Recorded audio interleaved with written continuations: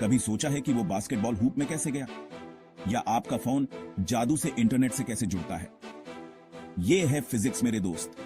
ये विज्ञान है कि ब्रह्मांड कैसे काम करता है, सबसे छोटे एटम से लेकर सबसे बड़ी गैलेक्सी तक। फिजिक्स के बेसिक कॉन्सेप्ट्स को समझने से हमारे आसपास की दुनिया के बारे में एक नया ही अंडरस्टैंडिंग खुल सकता है। ये ऐसा है जैसे आपके पास कोई सुपर पावर है जो आपको उन हिडन फोर्सेस और कनेक्शंस को देखने देता है जो सब कुछ कंट्रोल करते हैं। फिजिक्स सिर्फ लैब्स में साइंटिस्ट के लिए नहीं है, ये सबके लिए है। चाहे आपको स्पोर्ट्स पसंद हो, म्यूजिक, वीडियो गेम्स, या बस ये जानने की उत्सुकता हो कि चीजें कैसे काम करती हैं, फिजिक्स में आपके लिए कुछ न कुछ है। तो तैयार हो जाइए, एक वाइल्ड राइड के लिए तैयार हो जाइए और आइए एक साथ फिजिक्स की फैसिनेटिंग दुनिया एक्सप्लोर करते हैं। फिजिक्स को ब्रह्मांड के अल्टीमेट इंस्ट्रक्शन मैनुअल की तरह समझें। एक बार जब आप बेसिक रूल समझ जाते हैं तो आप देखना शुरू कर सकते हैं कि सब कुछ कैसे एक साथ फिट बैठता है। प्लैनेट्स की गति से लेकर लाइट और इलेक्ट्रिसिटी के व्यवहार तक फिजिक्स सब कुछ एक्सप्लेन करता है। तो क्या आप ब्रह्मांड के रहस्यों को अनलॉक करने के लिए तैयार हैं? आइए डाइव करते हैं। आइए कुछ सिंपल से शुरू करते हैं। मोशन। कल्पना कीजिए कि आप अपने डॉग को वॉक करा रहे हैं। आप ब्लॉक के चारों ओर घूमते हैं, एक अच्छी डिस्टेंस तय करते हैं, लेकिन गेस क्या, आप वहीं वापस आ जाते हैं जहां से आपने शुरू किया था। डिस्टेंस और डिस्प्लेसमेंट में यही अंतर है। डिस्टेंस आपके द्वारा तय की गई कुल जमीन है, जैसे आपकी कार का माइलेज। हालांकि डिस्प्लेसमेंट आपके स्टार्टिंग पॉइंट से कितनी दूर है, चाहे आपने कोई भी रास्ता क्यों ना अपनाया हो। ये एक वेक्टर क्वांटिटी है, जिसका अर्थ है कि इसमें मैग्नीट्यूड और डायरेक्शन दोनों है। इसे इस तरह समझें, आप 10 मीटर्स पूर्व की ओर चलते हैं, फिर 10 मीटर्स पश्चिम की ओर। आपने कुल 20 मीटर्स की डिस्टेंस तय की है, लेकिन आपका डिस्प्लेसमेंट 0। आप वहीं वापस आ गए हैं जहां से आपने शुरू किया था। वेलोसिटी और एक्सेलरेशन जैसी अधिक कॉम्प्लेक्स कॉन्सेप्ट्स को समझने के लिए इस अंतर को समझना महत्वपूर्ण है। अब बात करते हैं कि चीजें कितनी तेजी से चलती हैं। हम अक्सर स्पीड और वेलोसिटी का इस्तेमाल एक दूसरे के स्थान पर करते हैं, लेकिन उनमें एक सूक्ष्म लेकिन महत्वपूर्ण अंतर होता है। स्पीड है कि आप कितनी तेजी से जा रहे हैं, जैसे 60 माइल्स पर आवर। यह एक स्केलर क्वांटिटी है, जिसका अर्थ है कि इसमें केवल मैग्नीट्यूड है। दूसरी ओर वेलोसिटी एक डायरेक्शन के साथ स्पीड है। यह है कि आप कितनी तेजी से और किस दिशा में जा रहे हैं, जैसे 60 माइल्स पर आवर उत्तर की ओर। यह डिस्प्लेसमेंट की तरह ही एक वेक्टर क्वांटिटी है। 60 एमपीएच से जाने वाली दो कार्स की कल्पना करो। एक उत्तर की ओर जा रही है, दूसरी पूर्व की ओर। उनकी स्पीड तो समान है, लेकिन वेलोसिटी अलग अलग है। यह क्यों मायने रखता है? क्योंकि वस्तुओं के गति करने और इंटरैक्ट करने के तरीके को समझने के लिए हमें उनकी स्पीड और डायरेक्शन दोनों को जानना होगा। चिपके रहिए, क्योंकि हम एक्सेलरेट करने वाले हैं। एक्सेलरेशन केवल तेज जाने के बारे में नहीं है, ये वेलोसिटी में किसी भी बदलाव के बारे में है। इसका मतलब है स्पीडिंग अप, स्लोइंग डाउन या डायरेक्शन भी बदलना। याद रखें, वेलोसिटी एक वेक्टर है, इसलिए डायरेक्शन बदलने का मतलब है वेलोसिटी बदलना, भले ही आपकी स्पीड वही रहे। एक ऐसी कार के बारे में सोचें जो एक कांस्टेंट स्पीड से एक राउंड अबाउट के चारों ओर घूम रही है। ये लगातार डायरेक्शन बदल रहा है, इसलिए यह एक्सेलरेट कर रहा है। एक्सेलरेशन को वेलोसिटी के परिवर्तन की दर के रूप में मापा जाता है। दूसरे शब्दों में, आपकी वेलोसिटी कितनी जल्दी बदल रही है।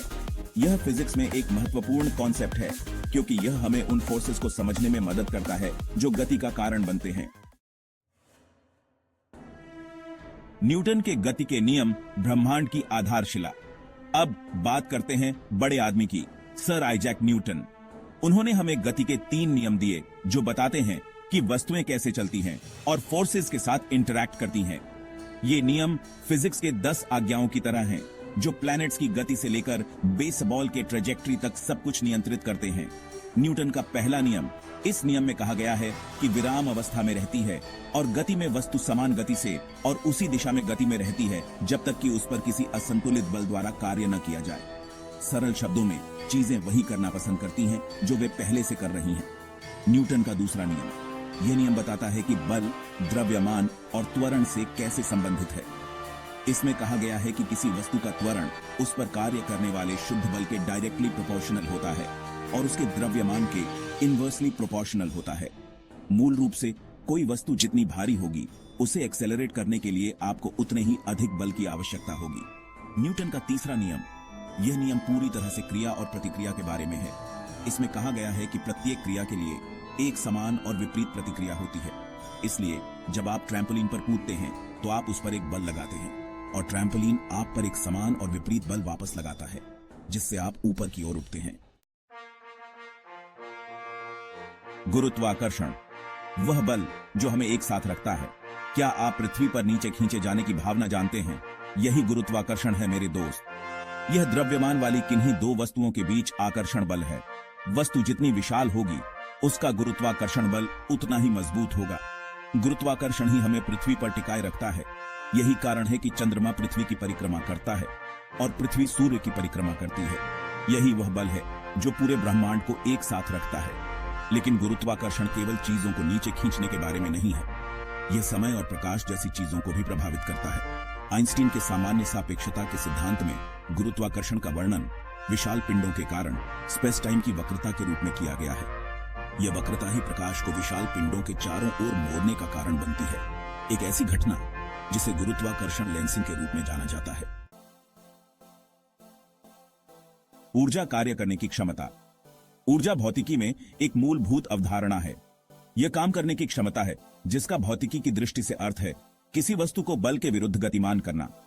ऊर्जा के कई अलग अलग रूप हैं, जिनमें गतिज ऊर्जा शामिल है, जो गति की ऊर्जा है, स्थितिज ऊर्जा जो स्थिति या विन्यास के कारण संग्रहित ऊर्जा है, तापीय ऊर्जा जो ऊष्मा है, और प्रकाश ऊर्जा। ऊर्जा को एक रूप से दूसरे रूप में बदला जा सकता है, लेकिन इसे बनाया या नष्ट नहीं किया जा सकता है। इसे ऊर्जा संरक्षण का नियम कहते हैं।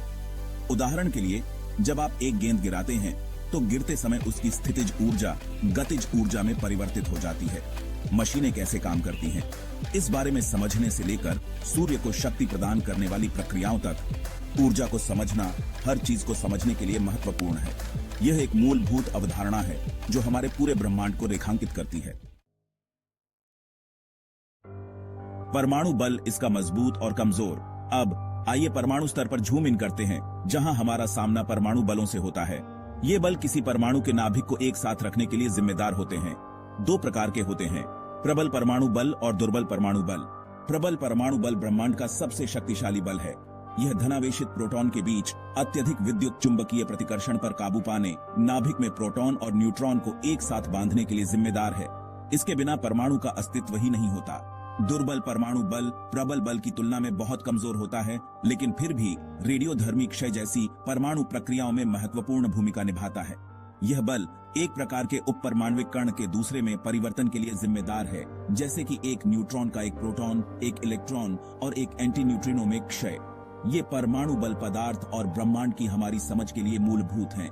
वे उन प्रक्रियाओं को नियंत्रित करते हैं जो सितारों को ईंधन देते हैं और हाइड्रोजन और हीलियम से भारी तत्वों के निर्माण के लिए जिम्मेदार हैं। इन सबको एक साथ रखना क्रिया में भौतिकी। तो हमने गति और बलों से लेकर गुरुत्वाकर्षण और परमाणु अंतःक्रियाओं तक बहुत कुछ कवर किया है। अब आइए देखें कि ये अवधारणाएं दैनिक जीवन में कैसे एक साथ आती हैं। बेसबॉल फेंकने के बारे में सोचें। आप गेंद पर बल लगाते हैं जिससे वह गतिमान होती है। न्यूटन के दूसरे नियम के अनुसार गेंद तब गुरुत्वाकर्षण के कारण एक घुमावदार पथ का अनुसरण करती है। आप इसे जितनी तेजी से फेंकते हैं, जमीन से टकराने से पहले वह उतनी ही दूर जाती है। हवा का प्रतिरोध गेंद को धीमा कर देता है और गेंद और जमीन के बीच का घर्षण अंततः उसे रोक देता है। यह प्रकाश स्विच चालू करने जैसी सरल चीज पर विचार करें। यह क्रिया एक विद्युत परिपथ को पूरा करती है, जिससे इलेक्ट्रॉनों को तारों से होकर प्रवाहित होने की अनुमति मिलती है। इलेक्ट्रॉनों का यह प्रवाह प्रकाश और ऊष्मा उत्पन्न करता है, विद्युत ऊर्जा को प्रकाश और तापीय ऊर्जा में परिवर्तित करता है। निष्कर्ष, भौतिकी परम साहसिक कार्य है। भौतिकी केवल सूत्रों और समीकरणों से कहीं अधिक है। यह इस अध्ययन के बारे में है कि ब्रह्मांड अपने सबसे मौलिक स्तर पर कैसे काम करता है। यह उन शक्तियों को समझने के बारे में है जो हमारी दुनिया को आकार देती हैं, सबसे छोटे परमाणु से लेकर सबसे बड़ी आकाशगंगा तक। इन बुनियादी अवधारणाओं को समझकर हम अपने आसपास की दुनिया की गहरी समझ को खोल सकते हैं। हम प्रतीत होने वाली असमान घटनाओं के बीच संबंध देख सकते हैं और ब्रह्मांड को नियंत्रित करने वाले नियमों की भव्यता और सुंदरता की सराहना कर सकते हैं।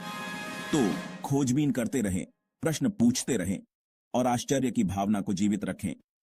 ब्रह्मांड रहस्यों से भरा है जिनका अनावरण किया जाना बाकी है और भौतिकी उन्हें खोलने की कुंजी है।